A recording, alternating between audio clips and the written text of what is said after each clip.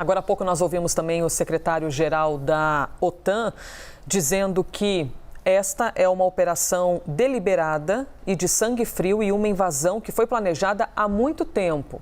As intenções do Kremlin são claras. Os líderes russos têm total responsabilidade por suas ações e por vidas perdidas. Palavras do secretário-geral da OTAN.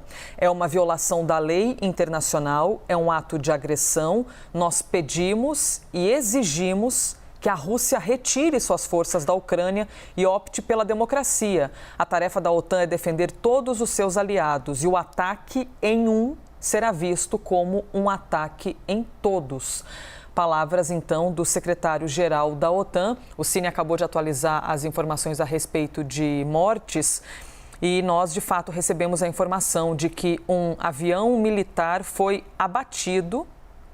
Segundo o Serviço de Emergência da Ucrânia, um avião militar ucraniano foi abatido e 5 pessoas morreram somente nessa ação com esse avião militar. Então a gente permanece aqui nesse estado de breaking news, acompanhando tudo. Agora a gente vai abrir espaço para as opiniões com Molica, com Boris, porque ao anunciar esses ataques em regiões da Ucrânia, o presidente Vladimir Putin disse que todas as decisões foram tomadas e que os russos precisam se preparar para mudanças nos próximos dias. E o presidente russo ainda fez ameaças, dizendo que se algum país interferir na crise, haverá consequências nunca antes experimentadas na história.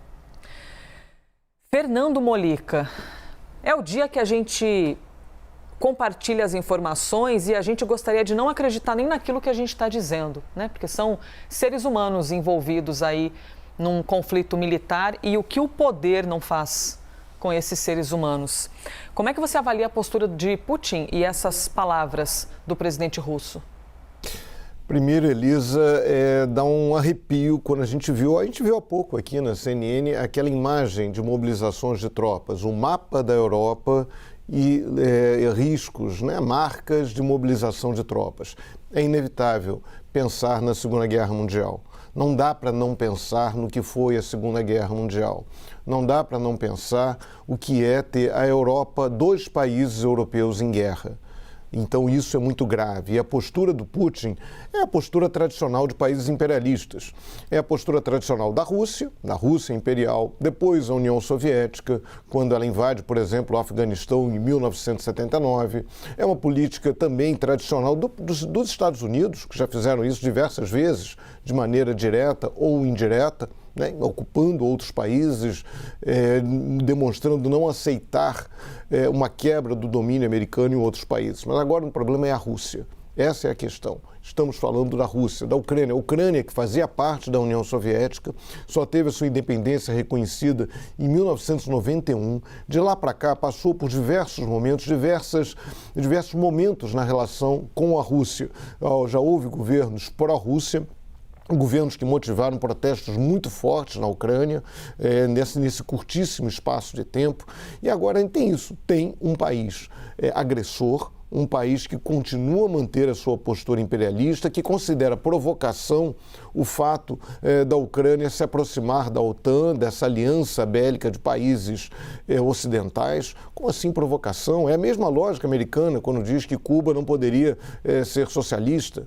Mas, repito, estamos falando da Rússia. Então, essa lógica não existe. A Ucrânia é um país independente, é um país que tem o direito de definir os seus destinos. E isso não pode. Esse tipo de agressão imperialista não é compatível com a modernidade, não é compatível com a democracia, não é compatível com o direito de autodeterminação dos povos. Um direito que o Brasil defende historicamente. Há muitas décadas que a diplomacia brasileira defende o direito de autodeterminação dos povos. Então, isso agora está sendo violado pela agressão, pela invasão russa na Ucrânia. E aí, enfim, o Ocidente tem que protestar e aí temos que torcer muito, vamos dizer, com a capacidade de dissuasão do Ocidente para que isso não se transforme numa guerra, para que essa ameaça, quando Putin fala nunca vista na história, sim, a gente já viu invasões. viu invasões da União Soviética, viu invasões da Alemanha nazista, viu outras invasões, mas a gente não viu ainda um conflito nuclear, além daquelas bombas disparadas no Japão. Temos que torcer para que esse nunca visto não seja aí uma ameaça de uso de energia nuclear e torcer que esse conflito não se espalhe pela Europa. Com você. Molica, a gente está aqui lhe ouvindo e ao mesmo tempo acompanhando as imagens de Vladimir Putin no pronunciamento que foi feito. Agora há pouco a gente estava com a CNN Internacional ao vivo.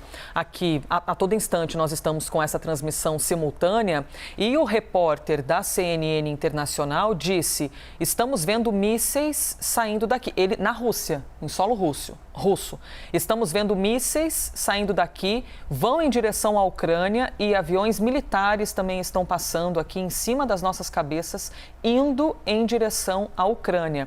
Informação de agora, de instantes atrás, do repórter da CNN. Molica, os aliados, de que maneira reagir? E o presidente americano Joe Biden afirmou que os Estados Unidos e os aliados responderão de forma decisiva. O que esperar daqui para frente, Molica? Bem, a gente viu há pouco a entrevista do diretor da OTAN falando em mobilização de tropas para países que fazem parte da OTAN, estão ali na vizinhança da Ucrânia e da Rússia. E há como a Ucrânia não faz parte da OTAN, não há aquele cumprimento daquela cláusula 5ª que fala que uma agressão a um país da OTAN é considerada uma agressão a qualquer outro país da OTAN, ou seja, que motivaria uma reação bélica nesse exato momento. Então, a OTAN adota uma postura cautelosa de proteção dos países que fazem parte da própria organização do Tratado do Atlântico Norte, é bom lembrar a sigla, e também as potências ocidentais nesse momento falam em retaliação, mas uma retaliação com base em pressões econômicas. Há um medo muito grande dos países se envolverem em uma nova guerra. A gente acompanhou isso, não é da nossa geração, mas enfim, a Segunda Guerra Mundial, no momento em que a Alemanha invade a Polônia e deflagra um conflito. Houve momentos que países ocidentais vacilaram em entrar. Havia possibilidade de negociações com Hitler, a própria União Soviética fez negociações com Hitler e deu no que deu, não adiantou nada. Agora resta torcer, é isso, o poder econômico, que haja uma dissuasão econômica, que haja um grau de pressão sobre a Rússia para que essa guerra não prossiga, para que a Rússia volte com suas tropas para trás, que ela sinta essa pressão. E assim, é torcer muito, é rezar muito para que esse conflito não se generalize pela Europa, pela humanidade como um todo.